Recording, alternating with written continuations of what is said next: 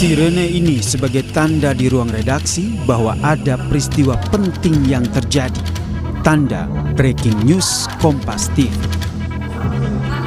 Salah satu peristiwa penting yang menjadi perhatian publik adalah gelombang unjuk rasa mahasiswa dan masyarakat sipil dengan membawa 17+8 tuntutan rakyat yang menjadi rangkuman aspirasi dan desakan masyarakat atas berbagai permasalahan bangsa. Tuntutan ini pun akhirnya dijawab DPR. Selain sepakat menghentikan tunjangan rumah, DPR juga akan memangkas tunjangan lain dan menetapkan moratorium kunjungan luar negeri. DPR RI akan memangkas tunjangan dan fasilitas anggota DPR setelah evaluasi meliputi biaya langganan, A. daya listrik, dan B. jasa telepon, kemudian biaya komunikasi intensif dan biaya tunjangan transportasi.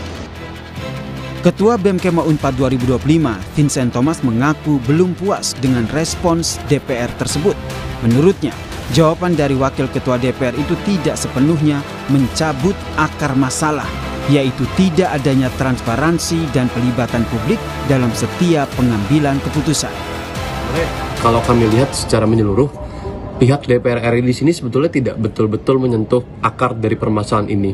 Dimana kalau misalkan kita bicara mengenai bagaimana pemangkasan tunjangan dan juga moratorium kunjungan luar negeri, kami melihat bahwa sebenarnya permasalahannya tuh bukan pemangkasan anggaran tunjangannya atau kemudian pemangkasan dari segala anggaran kebutuhan-kebutuhan lainnya ataupun termasuk kebutuhan tersier, tapi sebenarnya yang jadi poin utama bagaimana hari ini DPR RI itu tidak bisa menunjukkan satu akuntabilitas yang tegas. Dari kepolisian ini sedang memukul mundur. Meski sebagian telah direspons, banyak tuntutan yang perlu dikawal agar segera dapat dipenuhi oleh para pemangku kebijakan. Nah, sebagai salah satu pilar demokrasi, jurnalis TV juga punya andil untuk mengawal terrealisasinya tuntutan rakyat ini. Jurnalis Kompas TV pun hadir untuk mengawal suara publik. Orasi-orasi yang terus dilayangkan dari mahasiswa yang ada di Kota Bandung. Dan kami turun ke lapangan, menyaksikan langsung dan mewartakan kepada publik agar lebih terdengar. Sepanjang jalan Gatot Subroto ini. Tentu dengan mengedepankan fakta yang independen dan terpercaya. Kami percaya tidak ada suara yang terlalu kecil. Kami redaksi Kompas TV terus mengawal, menyiarkan, dan memastikan semuanya terdengar. Peristiwa dengan peristiwa yang kami bingkai dalam penyikapan yang tentunya berpihak kepada kepentingan masyarakat demi menjaga demokrasi. Tim Liputan, Kompas TV. 17+8 tuntutan rakyat menjadi rangkuman aspirasi dan juga desakan masyarakat atas berbagai permasalahan bangsa. Meski sebagian telah direspons, masih banyak tuntutan yang perlu dikawal agar segera dipenuhi para pemangku kebijakan termasuk juga DPR. Bagaimana kita sama-sama mengawal bersama tuntutan rakyat? Kita bahas petang ini bersama dengan sejumlah narasumber. Ada anggota DPR fraksi PKB Oleh Soleh yang bergabung bersama kami lewat sambungan Zoom dan juga yang sudah hadir di studio Orange Kompas TV Palmera, Jakarta ada Firdian Aurelio, Ketua BEM Kema Unpad, sekaligus juga kreator lawan politik, dan juga ada jurnalis Kompas TV, ada Jihan Jufri yang selama ini juga meliput langsung ya kegiatan-kegiatan aksi unjuk rasa dan juga respons dari pemerintah dan juga DPR. Saya mau ke Pak Oleh Soleh dulu.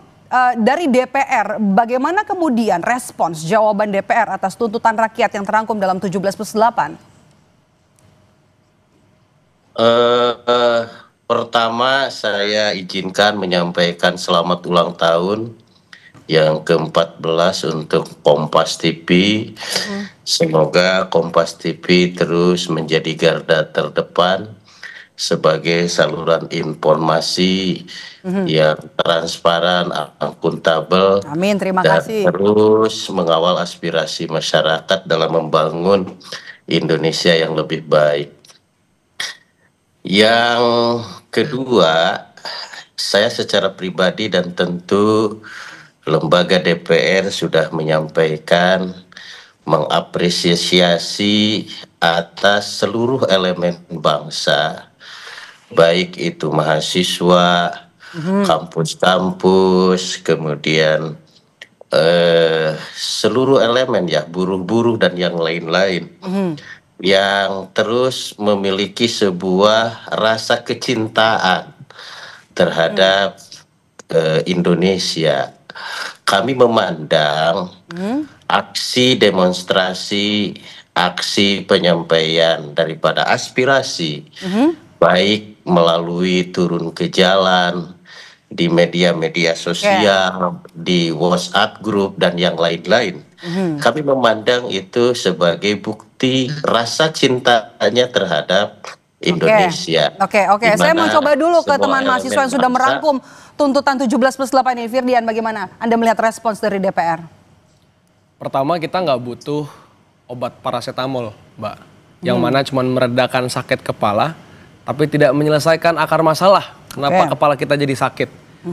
Saya rasa baik DPR dan Presiden hari ini jawabannya sama sekali tidak memuaskan, Mbak. Kita cuma diberikan obat penenang atas kemarahan yang publik punya soal berbagai permasalahan, baik itu kesenjangan ekonomi, krisis demokrasi, dan lain sebagainya. Kata-kata seperti kalau versi Pak Presiden ya, saya kira kami akan pertimbangkan, saya kira kami akan diskusi. Enggak.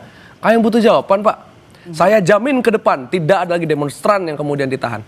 Saya komitmen ke depan tidak ada lagi koruptor yang akan masuk dalam kabin kami dan sebagainya. Kami nggak butuh saya kira. Begitupun dengan DPR. Saya rasa bahasa-bahasa seperti dibekukan, tunjangan, non-aktif itu bahasa-bahasa yang sangat political correct sekali. Langsung to the point, butuh jawaban. Kami butuh jawaban. DPR tunjangan batalkan, KPI-nya seperti apa ke depan untuk perbaikan reformasi. Siapa aja dewan dipecat dan lain sebagainya. Itu kan salah satunya ngomongin tuntutan adalah 17 lainnya kan, Mbak, ketika bicara soal tuntutan dari teman-teman kolektif. Termasuk bagaimana hari ini masih ada teman-teman kami yang ada di dalam sel jeruji karena ikut menyuarakan pendapatnya padahal kami dijamin oleh Undang-Undang Dasar. Padahal banyak teman-teman yang di dalam penjara tersebut katakanlah ditahan oleh kepolisian, katakanlah sama sekali tidak melakukan kerusuhan, sama sekali tidak melakukan upaya-upaya makar. Mereka hanya melakukan pendapatnya, marah kemudian, wajar sekali, tapi dikriminalisasi. Dan hari ini belum ada satupun jaminan, walaupun Pak Presiden sudah bilang ya, nggak boleh ada yang ditahan karena demonstrasi. Nah mana Pak? Di mana buktinya? Tolong buktikan secepat Bapak mengangkat polisi-polisi yang dipukul katanya sama saksi itu. Tolong berikan kami secepatnya jaminan dan action untuk membebaskan masa aksi tersebut, Mbak. Oke, apa yang kemudian dilakukan sama teman-teman mahasiswa untuk bisa mengawal tuntutan ini sampai nanti goal? Ya, yang pertama saya berinteraksi dengan berbagai elemen, Mbak. Teman-teman akademisi, teman-teman dari LSM, teman-teman komunitas, teman-teman konten kreator, begitupun teman mahasiswa. Hari ini gerakan 17/8 itu sebetulnya hanyalah alat, Mbak. Dia bukan tujuan, dia juga bukan satu instrumen akhir, dia hanyalah alat. Makanya hari ini goals kami adalah masing-masing elemen tersebut silakan lakukan konsolidasi dan lakukan quote-unquote penyerapan aspirasi yang tidak mampu dilakukan oleh DPR untuk kemudian tanya nih ke elemen masing-masing. Mahasiswa tanya ke mahasiswa, buruh tanya ke buruh, petani tanya ke petani, akademisi tanya ke mahasiswa dan lain sebagainya untuk melihat lebih lanjut lagi hal-hal apa nih yang kita perlu bawa. Nah kemudian kita ke depan akan lakukan banyak cross sector intersection gitu Mbak. Dimana kita pengen pastiin hari ini berbagai tuntutan ini bukan hanya milik 1-2 elemen, tapi milik seluruh warga Indonesia yang mencintai bangsa ini. Yang dirangkum 17+8 itu ya, oke. Sekarang seperti itu. Oke, sekarang kita mau lihat ini adalah gambar terbaru dari depan gedung DPR. Ini adalah aksi dari BEM dari Universitas Indonesia dan juga ada sejumlah kampus lainnya ya. Di depan gedung DPR MPR Senayan, Jakarta. Mereka ini adalah aksi untuk mengawal tuntutan 17+8. Kalau BEM Universitas Indonesia tadi menyebut ada hashtag rakyat tagih janji, begitu ya. Ini adalah aksi yang masih terus dilakukan atau disuarakan untuk bersama mengawal 17+8 tuntutan rakyat yang disampaikan oleh mahasiswa dari berbagai universitas di depan gedung DPR. Jihan Jufri, jurnalis Kompas TV juga turut mengawal ya jalannya aksi, kemudian juga meliput juga respons dari DPR pada saat setelah demo atau pasca demo. Bagaimana kemudian pengalaman meliput aksi unjuk rasa kemarin, Jihan? Oke, mungkin pertama-tamanya aku bisa bilang dulu bahwa itu pengalaman pertama aku liputan demo ya. Oh iya. Betul, dan memang ternyata beda banget dinamika di lapangannya ya dengan liputan-liputan biasa. Gimana di situ kita ngeliat ada banyak banget orang dari berbagai macam background dan mereka sebenarnya punya satu tujuan gitu ya. Tujuannya adalah nggak muluk-muluk untuk didengarkan ya. Dan selain itu di sana aku bisa ngelihat banget sih di mana ada kekecewaan masyarakat, lalu juga ada amarah masyarakat yang kemudian kalau misalnya sempat nonton liputanku yang kemarin pada tanggal 28 Agustus itu aku lagi melaporkan. Pada saat melaporkan memang tiba-tiba situasinya yang awalnya memang situasinya bisa dikatakan masih kondusif gitu ya. Lagi melaporkan kondisi terkini di lapangan, ada sejumlah kayak barang-barang yang dibakar, lalu juga demonstran yang masih terpecah-pecah gitu ya, ada tersebar di sana sini. Waktu itu aku titiknya di Senayan, tapi nggak lama tiba-tiba ada polisi mukul mundur. Oke, bagaimana kemudian melaksanakan tugas jurnalis untuk bisa mengawal suara rakyat ini, Jihan ya? Pada saat kemarin meliput ini di mana, Jihan? Ya, ini titiknya di Senayan, persis di Jalan Asia Afrika, di mana itu bisa dilihat ada sejumlah barang yang memang sudah dibakar oleh massa dan juga emang kelihatan juga beberapa kali polisi ini menyemprotkan water cannon gitu ke arah massa. Dan memang pas di situ ini aku melaporkan kondisinya memang masih kondusif bisa dibilang. Tapi nggak lama dari itu tiba-tiba polisi memukul mundur masa nih dan aku di tengah-tengah melaporkan kan, jadi memang gimana caranya untuk berpikir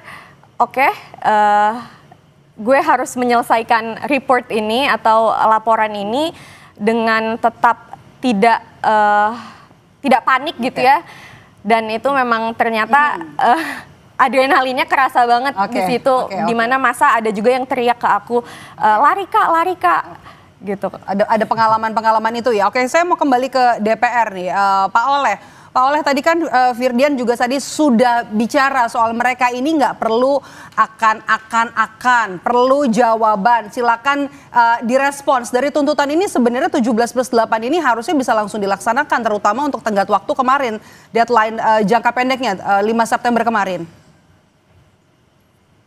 Pada dasarnya kan DPR sudah menangkap dan sudah mengabulkan apa yang menjadi tuntutan mahasiswa dan seluruh elemen bangsa. Pada poinnya adalah reformasi DPR. Reformasi DPR seperti apa yang disampaikan oleh tadi dari Unpad, perlu transparansi. Bisa dilihat di akun DPR. Berapa tunjangan komunikasi, berapa tunjangan yang lain-lain, itu sudah jelas, angkanya sudah jelas. Kalau misalkan mau transparansi yang seperti apa lagi, sudah terpublikasi itu. Kemudian soal tuntutan bagaimana pelibatan publik dalam pembuatan undang-undang.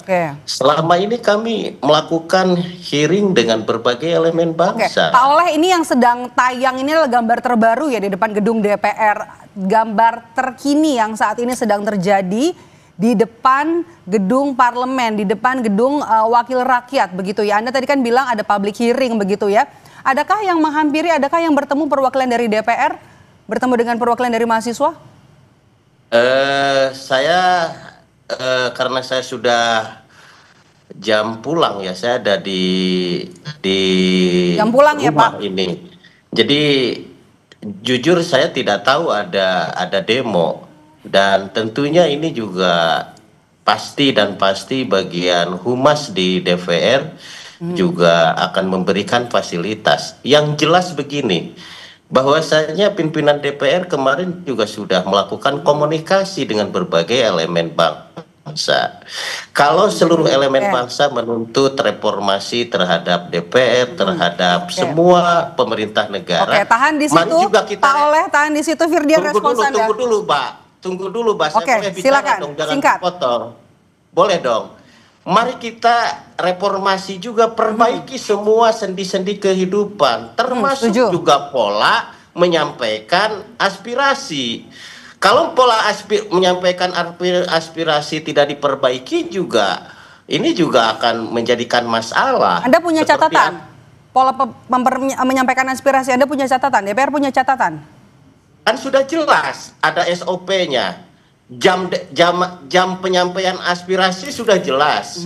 Aturan demonstrasi penyampaian aspirasi sudah jelas. Kan sudah jelas. Jangan sampai kami artinya menyampaikan aspirasi harus sesuai aturan begitu ya, Pak Oleh ya. Tetapi cara menyampaikan aspirasi tidak direformasi. Ini bagaimana? Mari kita sama-sama mereformasi. Kita muhasabah bersama. Kami sudah menyadari betul dan kami juga sudah menangkap betul keinginan masyarakat. Tetapi jangan juga satu arah gitu, jangan satu arah. Tidak ada yang menutup aspirasi masyarakat, tidak ada. Tidak ada yang menutup dialog, tidak ada.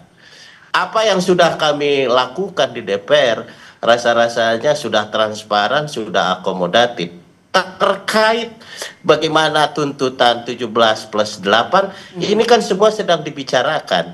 Tidak mudah membalikan sebelah tangan. Kan ini kan proses di mana kami sudah menangkap tujuannya seperti apa, maksudnya seperti apa, ditangkap. Dan kami sudah melakukan aksi sesuai apa yang dituntutkan oleh semua elemen bangsa.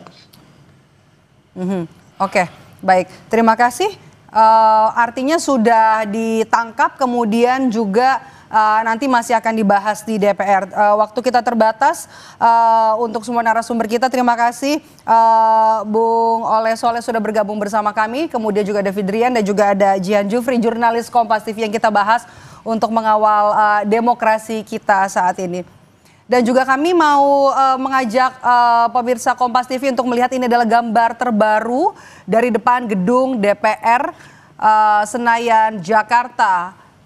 Tadi pada pukul 14.30 ada BEM dari Universitas Indonesia yang kemudian datang ke depan gedung DPR. Kemudian juga ada perwakilan dari BEM dari kampus lain untuk bersama mengawal 17+8 tuntutan rakyat.